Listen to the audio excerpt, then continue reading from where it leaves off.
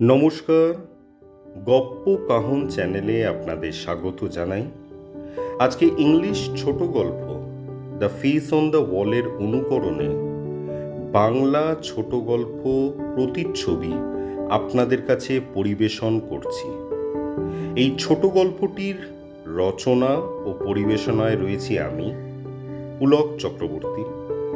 শুরু হচ্ছে the face on the ওয়াল গল্পটির অনুকরণে বাংলা ছোট গল্প প্রতিচ্ছবি। প্রহ্লাদের বাড়িতে সেদিন আমরা যথাসময় উপস্থিত হই আমাদের সন্ধ্যার আড্ডার জন্য। আমরা বলতে অবশ্য আমি বলছি আমার, নরেশ, বিকাশ ও প্রহ্লাদের কথা। আসলে সারাদিন কাজকর্ম দৌড়ঝাঁপ করার পর এই সন্ধ্যের আড্ডাটা আমাদের এই ব্যস্ত দৈনন্দিন জীবনে যেন অক্সিজেন জোগাতো। তা আজকে আড্ডায় গিয়ে একটু অবাক হই, কারণ আগে থেকে সেখানে আগমন ঘটেছে এক নতুন সদস্যের। রোগা ফ্যাকাশে চেহারার লোকটি চুপচাপ গম্ভীরভাবে বসে বৈঠকের সবাইকে যেন অনুভব করছিল। গরম কফি, নারকেল পেঁয়াজ দিয়ে মুড়ি মাখা আর এক টেবিল সহযোগে তখন সন্ধ্যার আড্ডা জমে উঠেছে। নানান কথার মধ্যে সেদিন মিস্টিরিয়াস ঘটনা নিয়ে আলোচনা জমে ওঠে। বিকাশ তাদের গ্রামের একটা ঘটনার কথা বলতে যাবে, এমন সময় সে আগন্তুক খুব নমনীয়ভাবে আমাদের বলল, আপনারা যদি অভয় দেন তো আমি আমার জীবনের সাম্প্রতিক কালে ঘটে যাওয়া এক অদ্ভুত ঘটনা আপনাদের সাথে শেয়ার করতে পারি। বস, এত ফর্মালিটির কোনো দরকার নেই, নির্দ্বিধায় শুরু করে ফেলো, বলল নরেশ।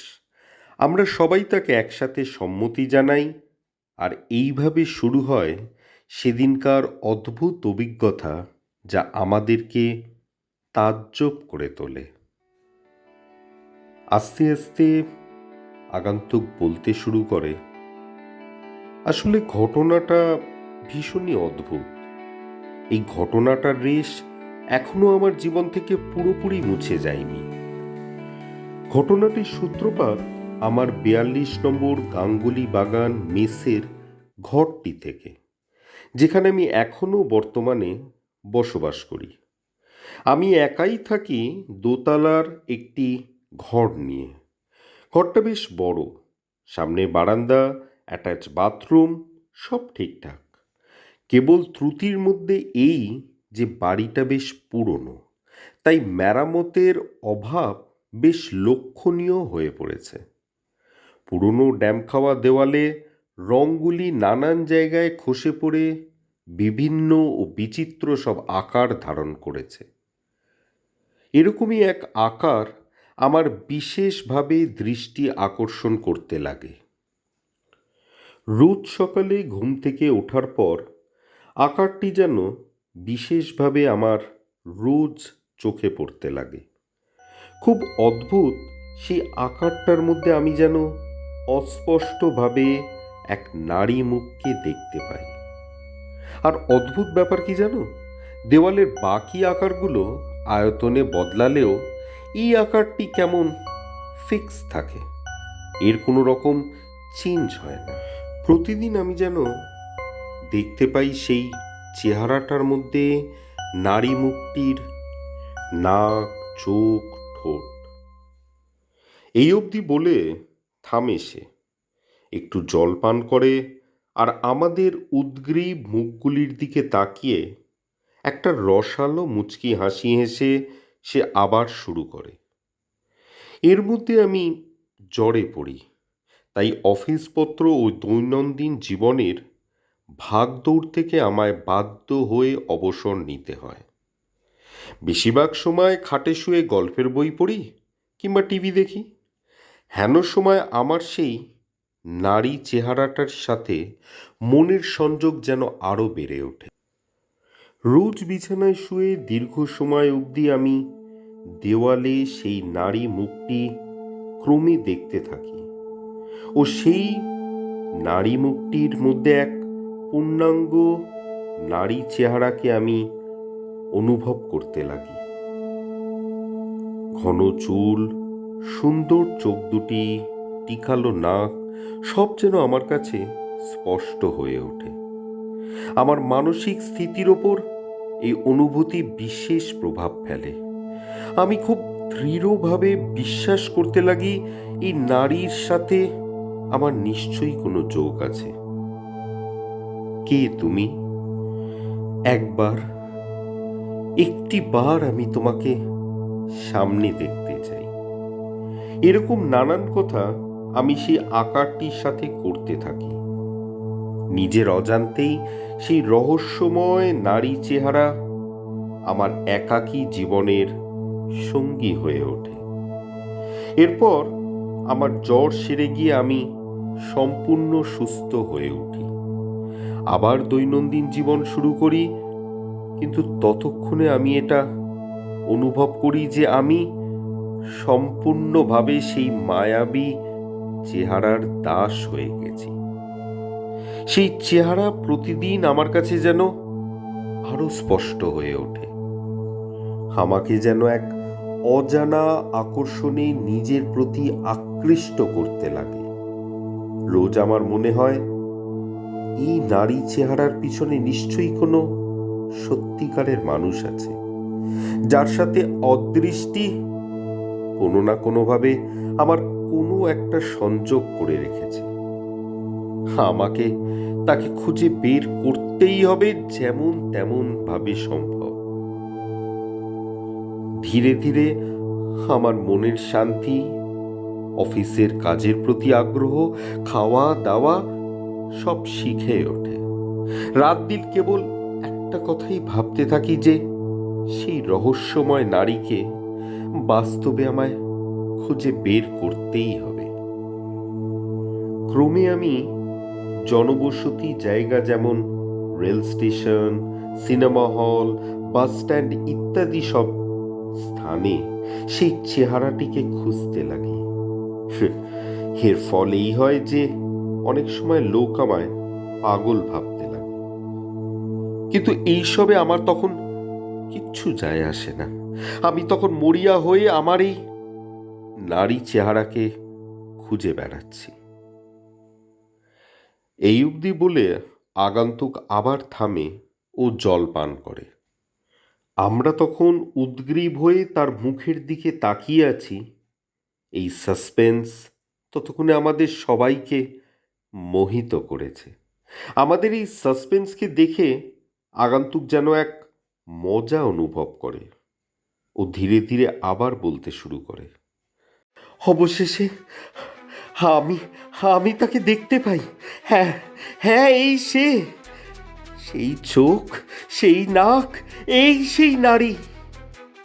আনন্দে আমি তখন আত্মহারা হয়ে উঠি, কিন্তু হঠাৎই দেখি সে এক গাড়ির মধ্যে উঠে পড়ে।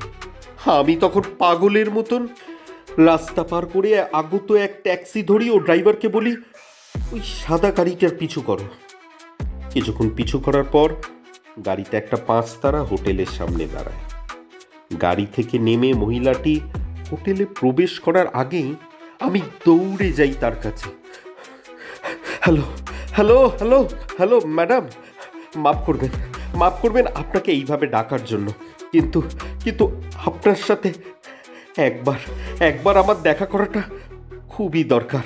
প্লিজ প্লিজ দয়া করে না করবেন না, প্লিজ।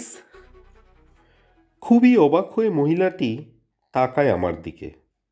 বোধহয় আমায় পাগল বা ওই জাতীয় কিছু ভাবে, কিন্তু অদ্ভুত, সে আমাকে তার ভিজিটিং কার্ড দেয় ও সপ্তাহখানেক পরে যোগাযোগ করতে বলে। এরপর সে তাড়াতাড়ি সেখান থেকে হোটেলের মধ্যে প্রবেশ করে। আমার আমার যে তখন কি অবস্থা তা আমি কি করে বোঝাই। এতদিন যেন একটা ঘোরের মধ্যে ছিলাম, একটা অসম্ভব কোনো কিছুকে এতদিন খুঁজছিলাম, আর আর আজ আমার খোঁজা সফল হলো। আনন্দে আত্মহারা আমি ভিজিটিং কার্ডে নাম দেখে আবার তাজ্জব বনে যাই। দেবলীনা গাঙ্গুলি, মহিলাটির নামের টাইটেল ও আমাদের মেসের জায়গার নাম কি কোনো কাকতালি? এমনই সব কথা ভাবতে ভাবতে রাস্তাটা একটু অন্যমনস্ক ভাবে পার করছিলাম। হঠাৎ জোরে একটা ধাক্কা, একটা অসহ্য যন্ত্রণা, চোখের সামনে সব কালো হয়ে যায়। এরপর প্রায় 15 দিন আমি হাসপাতালে থাকি। অবশেষে হাসপাতাল থেকে মুক্তি পাওয়ার পর আমি আবার মেজবাড়িতে ফিরে আসি। কিন্তু ফিরে আবার আমি তাজ্জব বনে যাই, কারণ দেখি দেওয়ালে সেই ছবিটা ফিকে হতে লেগেছে। হ্যাঁ, সেই মুখ, নাক, চোখ সব যেন কেমন ফিকে হতে লেগেছে। পরের দিন, তারপরের দিন ছবিটা প্রায় মিলিয়ে যেতে লাগে। এরপর আমি খবরে জানতে পারি যে দেবলীনা গাঙ্গুলি নামে এক মহিলার রোড অ্যাক্সিডেন্টে খুব গুরুতরভাবে জখম হয়।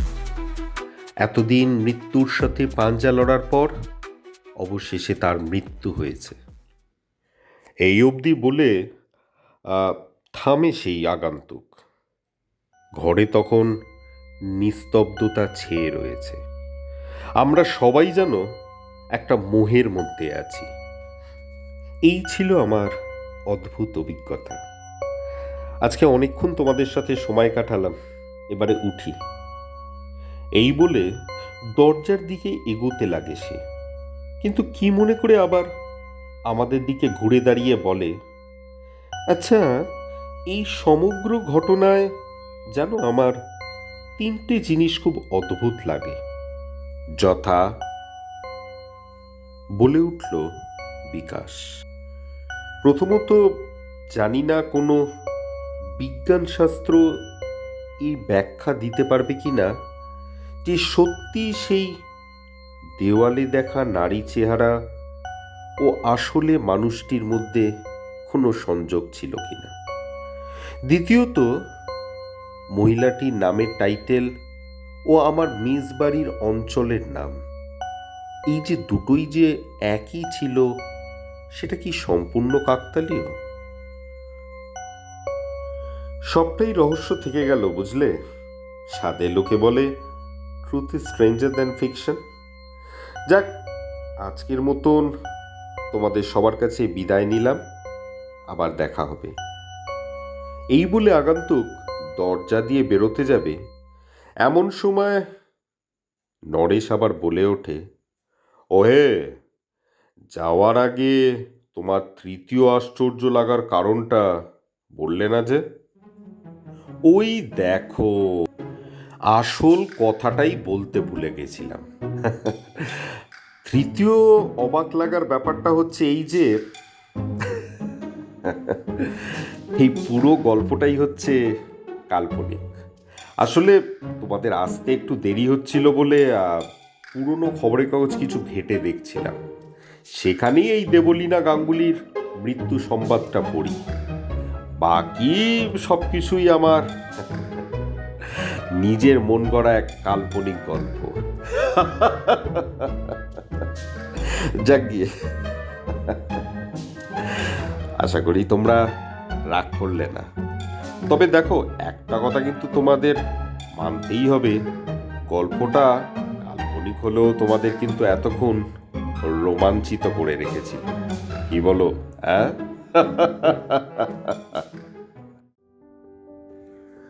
আজকের ছোট গল্প এখানেই সমাপ্তি হলো। গল্পটি ভালো লাগলে আমাদের চ্যানেল গপ্প কাহনকে একটা লাইক, শেয়ার, সাবস্ক্রাইব নিশ্চয়ই দেবেন। আর আপনাদের যদি কোনো মূল্যবান মতামত থাকে তো সেটা কমেন্ট সেকশনে লিখে আমাদের জানাবেন। ধন্যবাদ।